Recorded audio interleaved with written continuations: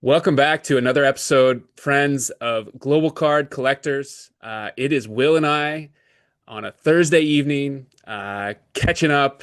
Got some news to share. How are you, Will? Yeah, I'm doing well, mate. And first of all, I just wanna celebrate the fact that I know we talked about it and like the streak wasn't perfect, but for mine, the streak is still alive. Like there were some technical issues earlier on, which is why one of our episodes released late, which was it's a fantastic episode. It was a cricket card episode, but I feel like the streak is still alive and kicking, mate. So this is episode 98, aiming for 100 episodes in a row, which is like basically week by week. And we're slightly overdue on one, but that wasn't our fault, you know? So I say the streak is still alive. What do you think? I think so. I mean that you legitimately recorded it before our normal release day would have been released on time. So I think it counts, man. I mean, literally Yeah, out yeah. out of your hands, not your fault. Yeah, so I'm very happy that that one came through and the recording was saved. And the second thing to celebrate is we've passed 500 subscribers on YouTube, buddy. So I'm really pleased. I'm really chuffed about it. I kind of thought I would be chuffed about it, but when you think about how many people that is following us, whether or not they're active followers or not, it doesn't matter. It's a milestone, so I'm happy about it. Yeah, I can't believe it. We're just having fun here. I mean, we put out a lot of content. We've had a lot of fun doing it, and it is something. 500 subscribers is not nothing. That's right. And I think the thing that I've gotten the most out of it, obviously initially I was hoping like if we make enough content, we can get 1,000 subscribers and start monetizing. Not that that's not going to be a bunch of money, but it's just fun to think that something that you enjoy it could possibly earn you a couple of bucks, you know, and that's probably why we buy and sell cards too. But I think on top of that, and the thing that probably I undervalued to begin with, but it became the whole focus of this channel is building friendships and relationships with people all around the world who share this common interest with us. So that's been easily the most enjoyable part of doing this. 100%. Yeah, it's been a win-win all around. Like Mhm. I really got nothing bad to say about it except that it can be a little tiring to try to like line up guests. Mhm. It's not anyone's fault or anything. It's just you got to like reach out to them and schedule, and we all have busy lives and all that kind of thing. So sometimes that can just kind of slow your momentum, right? Because you reach out to four or five people and you don't get any response or something. But then of course, the next two or three respond, and now we of course have our regulars kind of, and that's always much easier. But yeah, it's otherwise it's just been awesome connecting with people from all over the world. I mean, your last episode was sports nection. Mhm. I really enjoyed it. I mean, that guy just took the bull by the horns and created cricket cards that the market needed, and they want, and it's autos of legends. I mean, that's the name of the set, and he just made it happen, and he did it. He did his own thing, and that's what's great too about cards is you can just do whatever you want, and it's just it's your castle to build and play in as you please. I love how you said this is your castle because that obviously is a reference to the Chris Hoge episode that we had. And I think there's a lot of learnings that we've had from a whole bunch of different collectors. Often you and I will be talking about cards in a certain way, and then we'll just say, well, what about that time that we were speaking with Neil and he said this? What about that time when I was talking with Pang Ming and he recommended that? We were just literally talking about his idea of, and I think he said, well, basically, you can you can break your collection down to five key cards. He's like, have four cards of people you consider the GOAT, and then have a fifth one on top. And I guess we can start with that if you want, because I feel like that could segue nicely into the news that you have, maybe. Sure. Yeah. And so if you were to, I guess, limit yours to five. And I think we've already said, oh, five's not quite enough. Can we make that list a little bit bigger?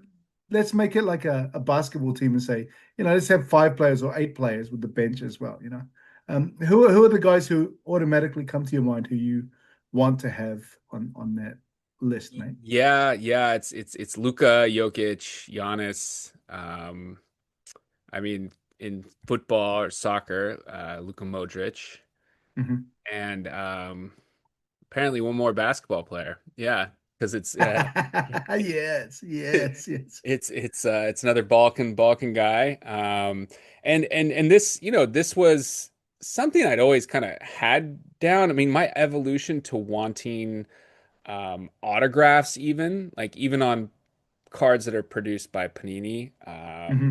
or I really only have Panini autographs, I guess, was slow, I say. When I got back into the hobby, I really wasn't into autographs. As a kid, I would get them through the mail or in person, and that was fun, and that had meaning. So when I got back into cards, I didn't see the kind of the meaning in autos.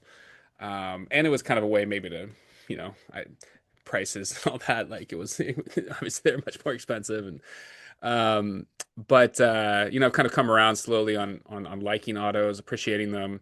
Um, but I never really thought I would ever buy a PSA DNA auto. Um, just because again, I didn't get that auto. So where's the meaning kind of? Whereas a Panini card, at least this is how I look at it in my mind, is it's a card that was created, it has some inherent meaning, right? Because it's part of the set and so forth. Um, but there's a player I really, and talking with Neil Hmm. crystallized a lot of this for me. Why I'm interested in the Balkan players. And so, I mean, I've been looking kind of even before our conversation with Neil, but um, maybe a little more aggressively since then. And I managed to find a listing kind of randomly, actually. It wasn't listed well, so it didn't come up. I was just messing around on eBay and it just popped up. And auction ending in like 2 days. And I won the auction by $4. So the person Wow. below me, yeah, bid $4 less than I did. So it Wow. was, it was it was meant to be, I think. And this is a 1990 Hoops on-card autograph of Dražen Petrović. Hmm. And it has obviously meaning because he's no longer with us. He hasn't been for 35 years.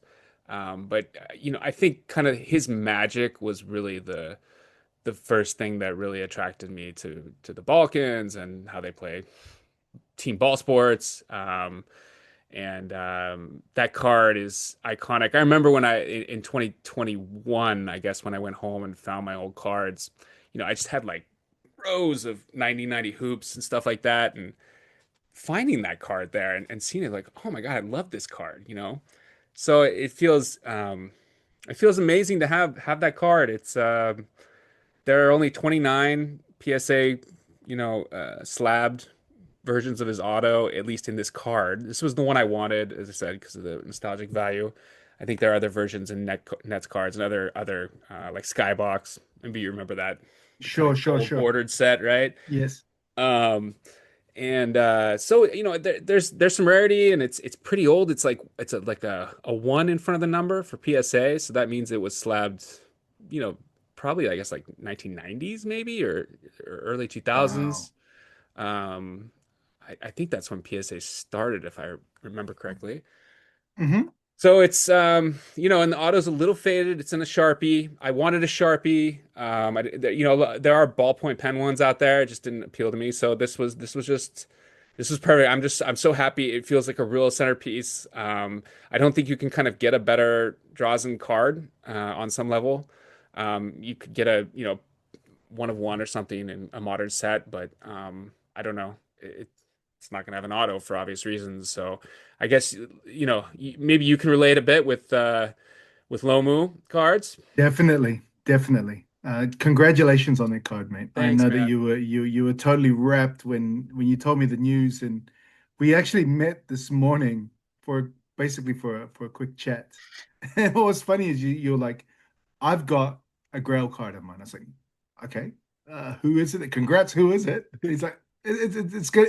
I think the words you used were, it's going to complete my Balkan set of cards. So who do you think it is? And I'm just like, is it a current player? And you went, no.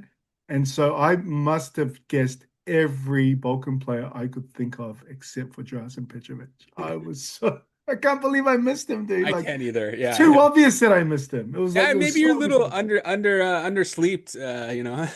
Yeah, I think so. But there's some Yeah. reason that I might have underslept over the past month. Fantasy. Yeah, exactly, dude. That fantasy basketball is dangerous. It's Yeah. dangerous. We'll get back to that one, Yeah.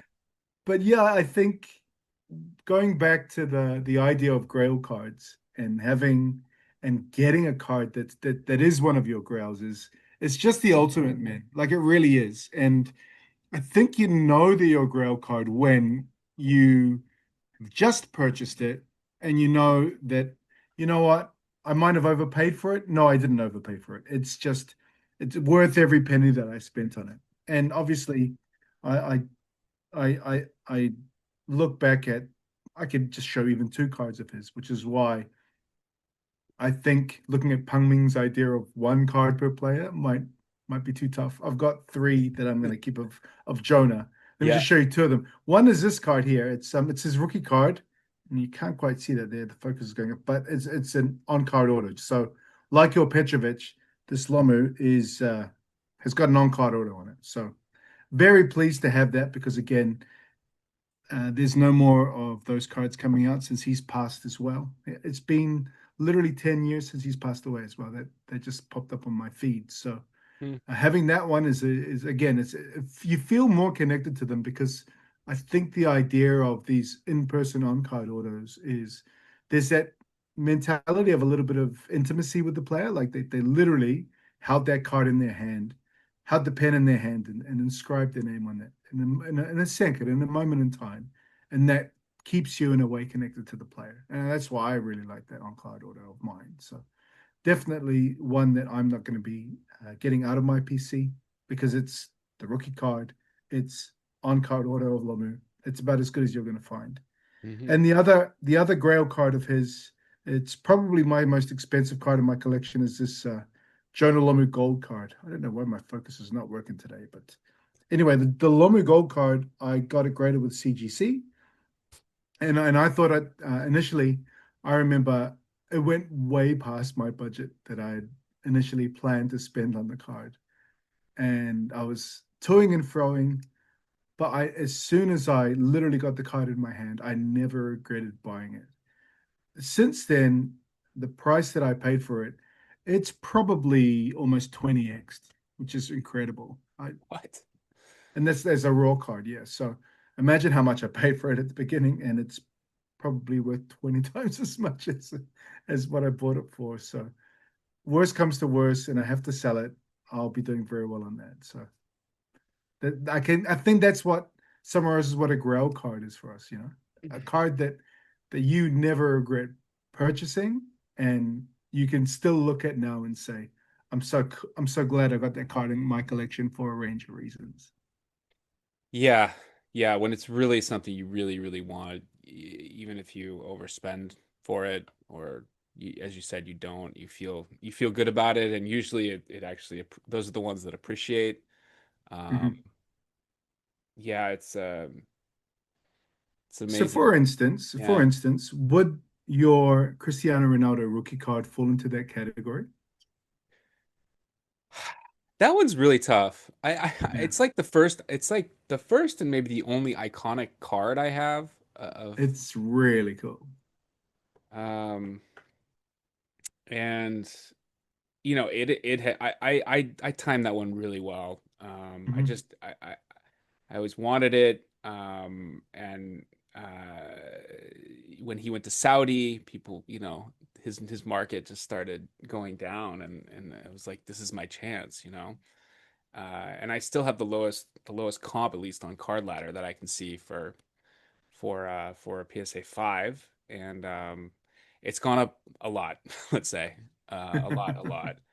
Um, and it's kind of made me whole in cards, like for sure. I always Yes. kind of thought I was, but now I'm like it's definitely. I mean, I'm gonna try to account. We both kind of have made pledges to be more vigilant about accounting what we're actually doing, and I think we are getting better. Hmm.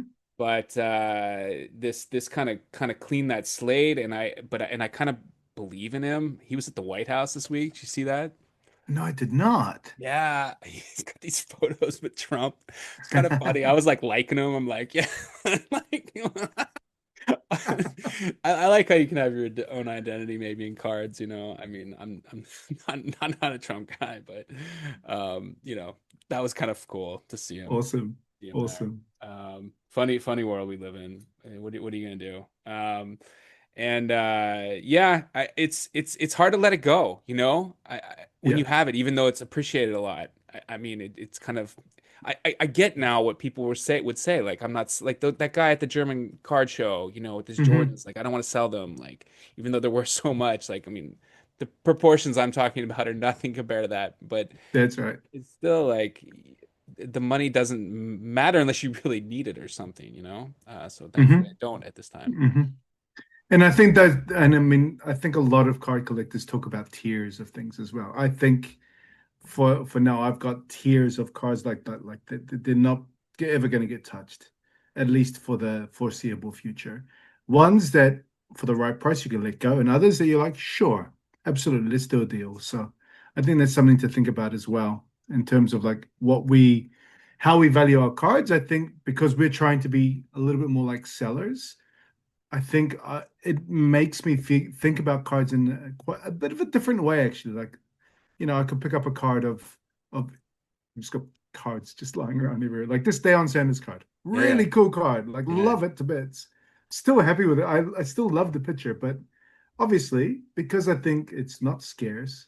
Because if somebody wanted it and would offer me more money for it than I bought it for, I would let it go because I know that I could pick up a different one. But yeah, I think scarcity plays a role, and I think also just the journey of being able to get a card can sometimes be a factor as well. It's like, wow, I had to win this auction that I won by $4. Like you remember it. Like I remember literally pacing back and forth in my mum's house, in the room in my mum's house by myself because I didn't want Pista to walk in and going, oh, what am I going to do here? Oh, should I find this card? Yes, I will. Like I remember that moment, man. Like, all right, okay, I've done it. But again, that card is definitely, like you said with the Ronaldo one, it's made me whole. Like I'm definitely way up on cards. If I have to sell that card, I'll be way up, and all of these other cards will be just, it'll be gravy on top. So it happens yeah. like that. Which feels great, I mean, Yeah. from where we started, where it was tough, getting in. And when I got in, I mean, you just kind of lost money, and you felt bad about yourself. And I've sold. I really was aggressive about selling cards, just like you pointed out, like a Dion card. Um, Hmm. and this year, maybe one of them I bought in 2024, but I bought three of those back, because I missed them. I wanted them. Yeah. And so it's I don't know. It's a fun journey, and I feel like the longer you stay in, the better it gets. Like you just because you are tearing up, and you just you know more and more what you want, but just you got to stay in. You got to stay in, I think. Yeah, and I think I've probably sounded like a broken record talking about consolidation, but I think there's a bit of an excitement in that as well, especially for someone like myself. Even though I think you've mentioned it, you're like, it would bring me so much anxiety to have that volume of cards with me. But I think what I like about having this many cards now is the challenge of, all right, I don't have to rush it. I could probably sell everything I have to back. But let's play around with it and see if I can come up with a few selling strategies over the next year and get rid of them. I'm probably close to breaking even already on these cards, and I've still got a boatload of cards left because I've sold so many of those patch cards at our Pitch, yeah. like the Istanbul the Istanbul card show, a whole bunch of those low end autos. And it's not as if I'm ripping people off. It's just like they want an auto of this guy who I don't really care about. I'm selling it for $5, Yeah. something like that. Sure, go ahead. And again, I think we've been thinking about this market as unique because it's like a market that I think it's even kind of almost predates what an old market would be in the 90s. Like they're a little bit clueless, but at the same time, they don't have access to a wide range of cards. So being able to give them graded cards, auto cards, cards literally from basketball players, they can't get a hold of them. It's almost impossible to get a hold of cards here. So it's just fun to be. I think we have to make the most of that market. Often I'll get upset that we can't just go down the road and buy a box of sports cards. But I think if you look at it from our perspective, you have to kind of make the most of it and go, all right, so how can I make this fun? How can I make more interactions with the locals here? And I think that's why we're trying to start these trade days and that sort of thing because we want to be a little bit more active. It's cool. Yeah, I mean, I feel like I remember feeling this way when I was like in the States or something, 20, 30 years ago or something. Almost kind of jealous of people living abroad or in, I mean, obviously I'm attracted to living abroad. I live Hmm. here now.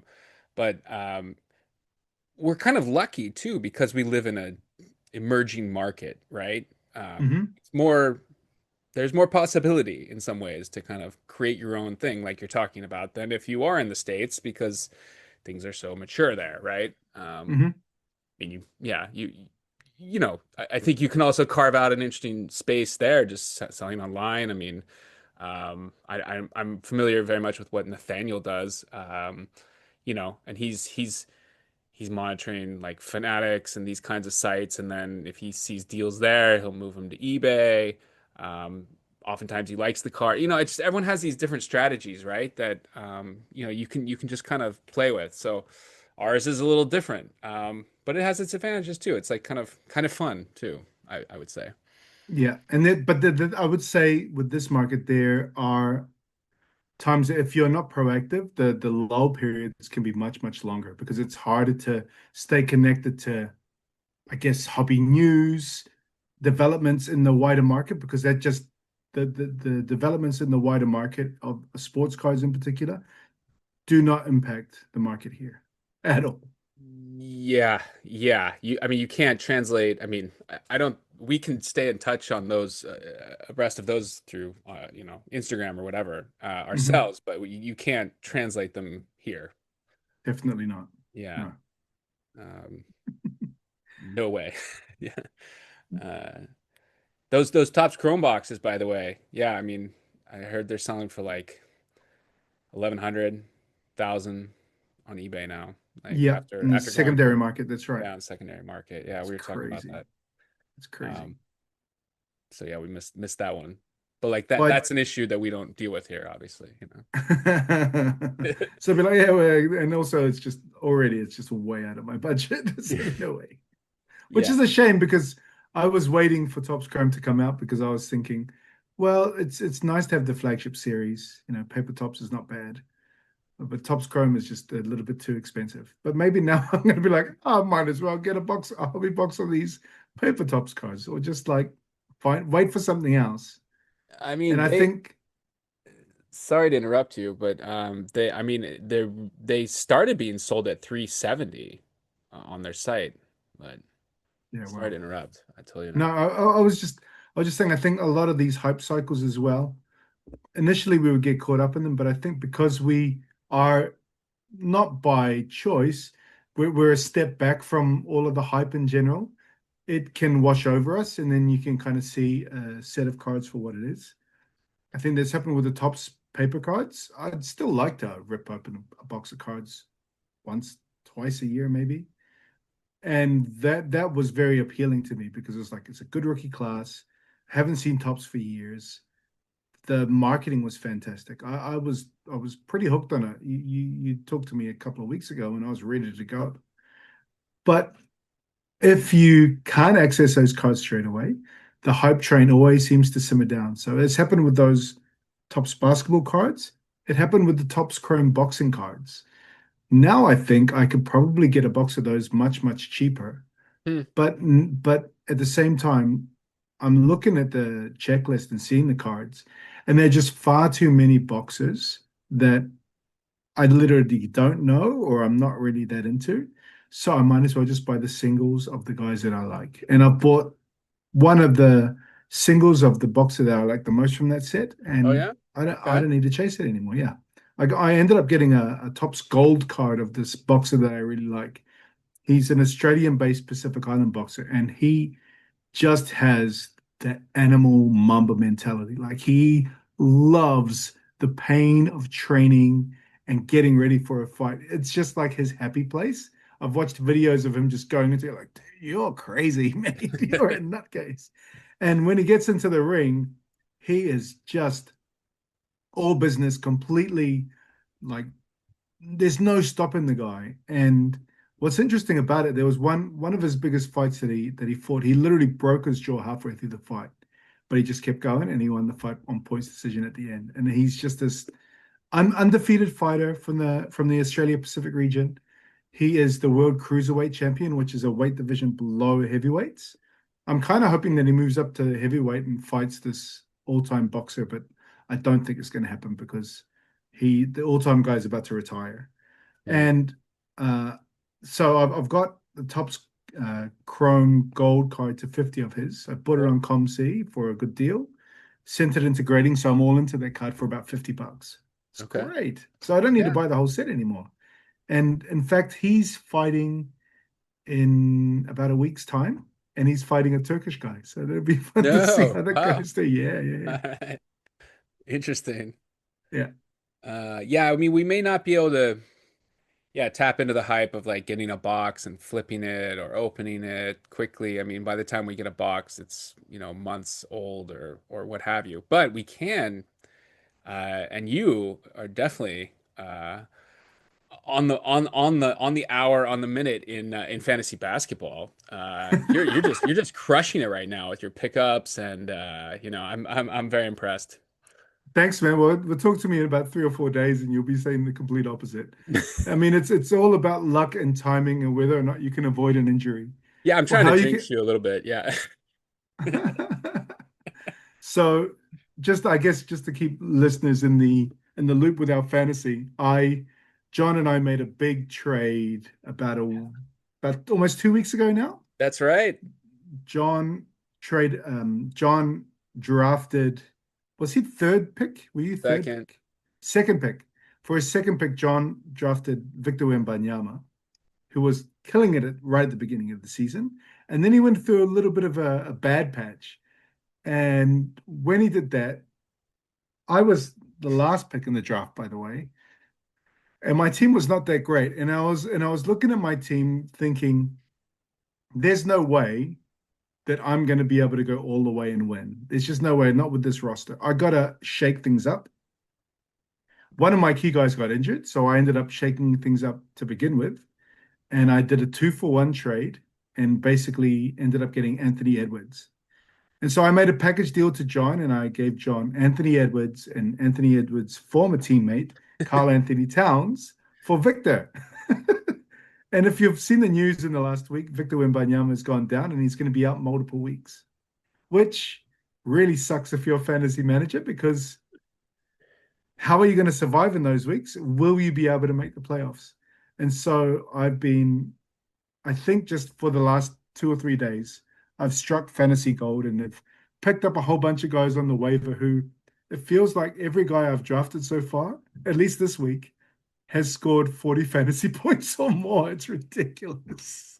Yeah, I mean, I was gonna say you're winning this week, and I'm not. So, Yeah. it's Well, I mean, why I did have a full roster of players, and literally Wembanyama and Stephen Castle have gone down for my team. So I was kind of like, oh, if anybody else goes down, I'm really in the muck because I yeah. don't know if I can hold on to anyone that much longer. You need to have guys playing. Thankfully, touch wood, they can stay healthy for the rest of this week. And if I pick up a win this week, I will be 4-1. So I can survive maybe 2 weeks without Wemby. And I think the next 2 weeks anyway, I'm up against the first and second seed. So Uh, probably that's not going to be I'm not going to be able to manage. Right now, I think I'm playing the one of the bottom three players. So he was doing okay actually. Like if you look at his points for this week, he's at about the league average. But because of today's or this morning's performance, I'm like 250 points ahead of him.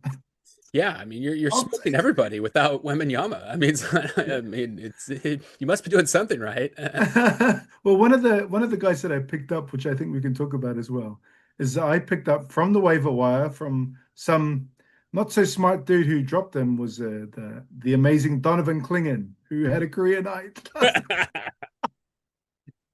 I That's couldn't like believe it, dude. that Two, two, jackass. Yeah. yeah, two games in a row. I think the first game he scored like 35 for me. Yeah. Great, fantastic. And then this one he had 59 points, fantasy points. And he Yeah. got a career high 21 rebounds and a couple of blocks and I want to say like 12, 15 points, something like this. Had an amazing game of basketball. So Yep. Klingon, I think that I think I wanted to chat to you today, at least online, about how Klingon and other, let's call them white American basketball players, because you could say a white guy and meet Jokic and Luka, and it's a different breed altogether. Yep. But people have been teasing white American basketball players for a long, long time.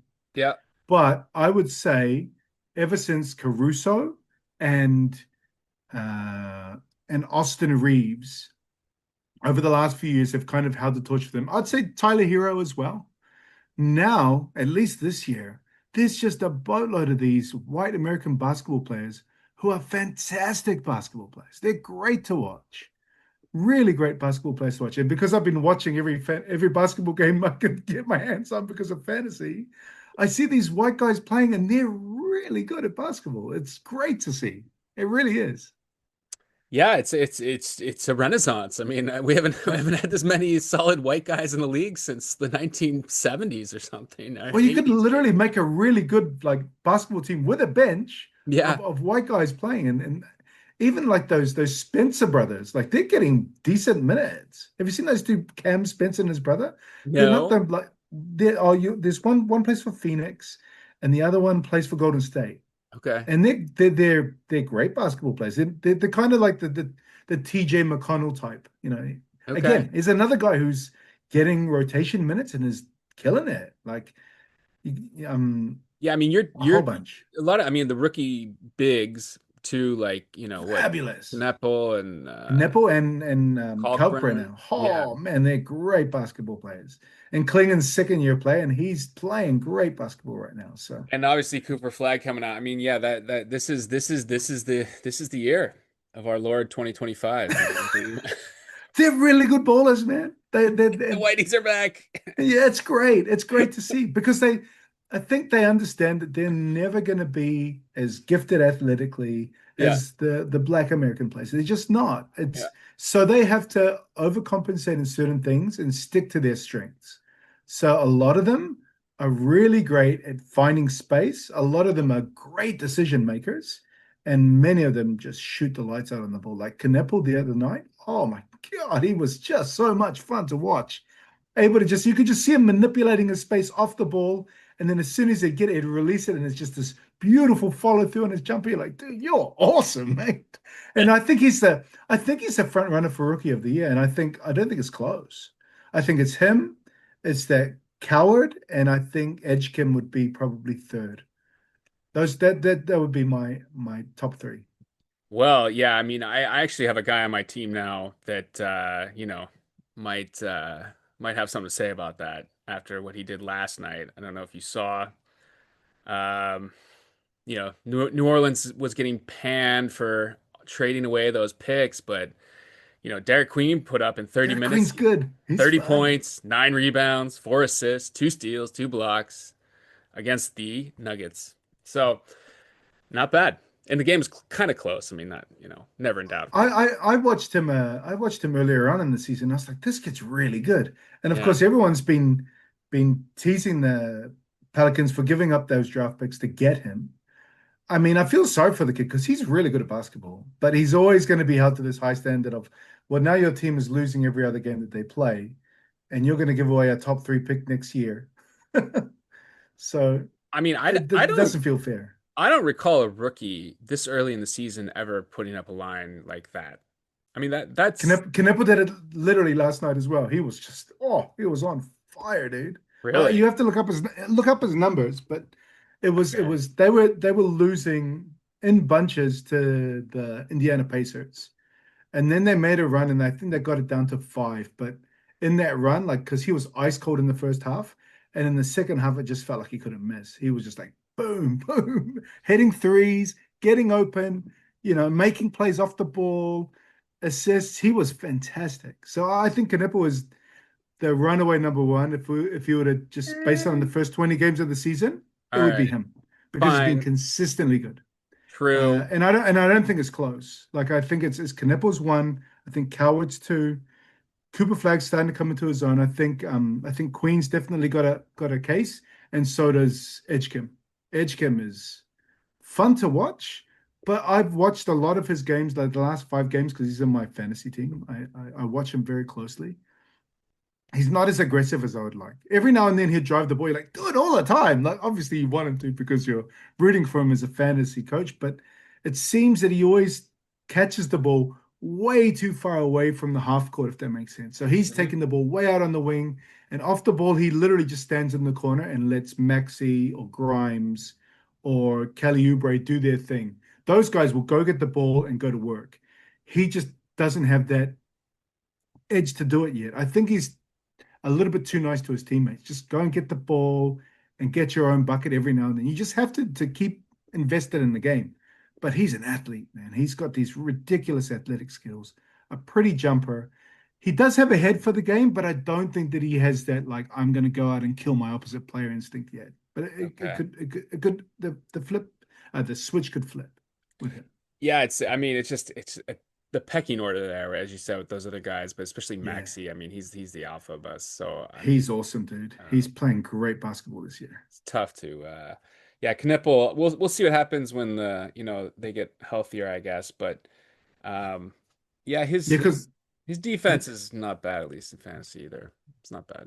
Yeah, Yeah, great player. So, yeah, I'm definitely excited about the white guy renaissance, the white American renaissance in basketball. It's yeah, real. Like people teased it for the last couple of years. Oh, we've got a couple of guys, but if you look around the league now, there's a lot of white American basketball players who play meaningful minutes for or are basically borderline superstars. Like, is Austin Reaves good enough to run a team by himself? I think he probably is. yeah. They wouldn't be that good, but yeah. I mean, That's right. That's right. But yeah. but with another couple of pieces, he could do pretty well. Yeah, I mean, probably beat the Kings. Yeah. Yeah. Um, That's not hard though, man.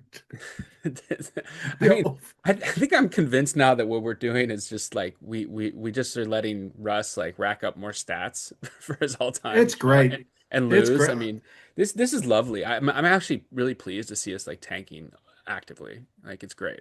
Yeah. Agreed. And they're I mean, I like watching Russ play. I don't like watching the rest of the team play, unfortunately. Like Levine and even Yeah. DeRozan now, I'm tired of them. Even Schroeder, I don't really want to watch them play. But when Russ plays, it's fun. He's a fun basketball player to watch play, dude. Yeah, I agree, man. Yeah, I mean, I don't understand the hate. Like, I get the numbers and all that, but yeah, I just don't. I don't know. He's fun. I Uh, agree. What do you yeah, think of Sabonis at the moment? Like it feels like he's playing hurt all year long. I don't know. It feels yeah. like I they should just mean, kind of shut him down for a week, a month. He looks banged up, man. He looks banged up. yeah. I mean, he's like probably my favorite. Yeah, he's my favorite player. Kings and like fantasy, I love him, but I have no interest in trading for him because I think they're gonna just sit him and keep him healthy. I mean, he's just been such a warrior the last few years. Like, never misses games and. I don't even know if he's really injured. I kind of don't think he is. He'd be playing normally, you know. Yeah. Uh, but so I just want him to go somewhere and have a good situation. At this point, not in Sacramento because that's not going to happen. Yeah, I just think it's going to be hard for them to find a partner with this because all of these older Yeah, salaries now are looking expensive. So what are they going to do with them?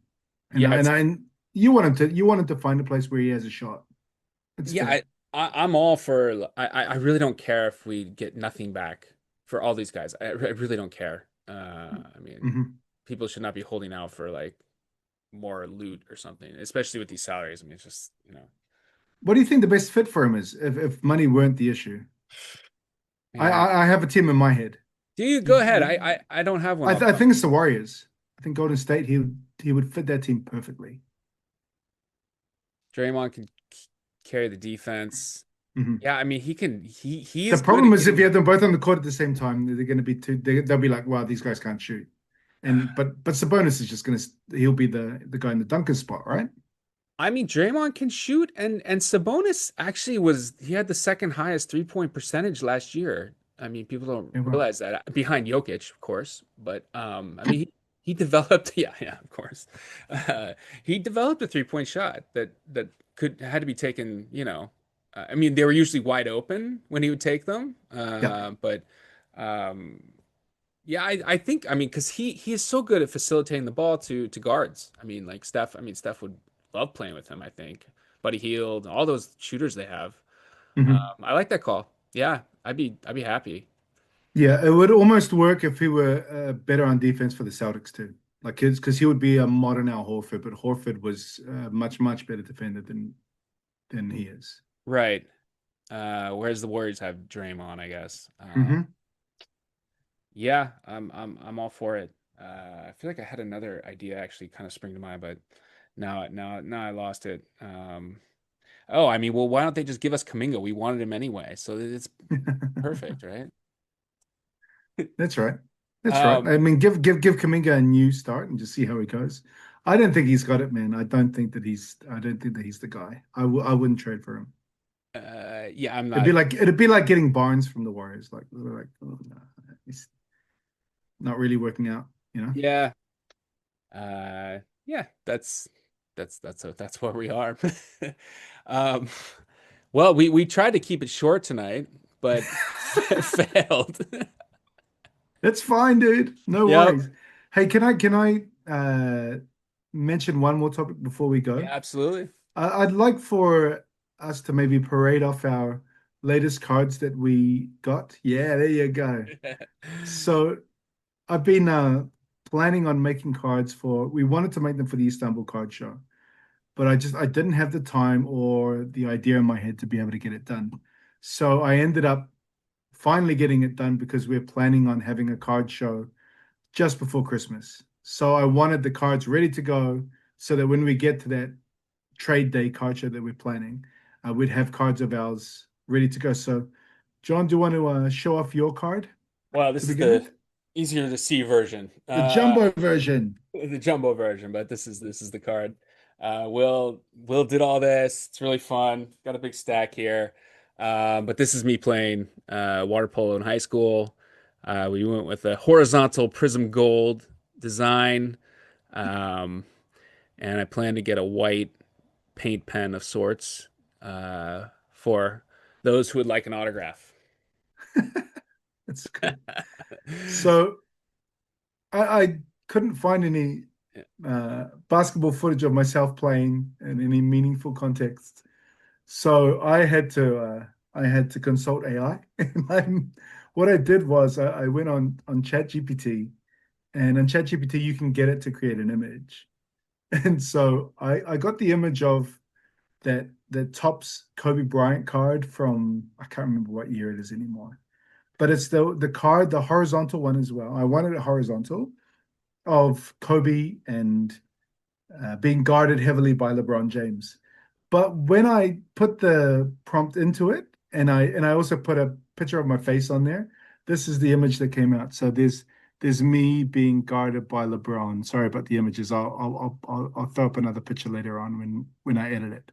But it's a lot of fun. It literally says Tops on the bottom of the card, and it's got global card collectors at the top, and then it's got my Instagram handle card Adame on the bottom as well. And then on the back of the cards, I went with some stats. And so there's stats from our show. There's a little QR code there. And then we have collection highlights. And so I picked that Lomu rugby card that I just showed you guys today.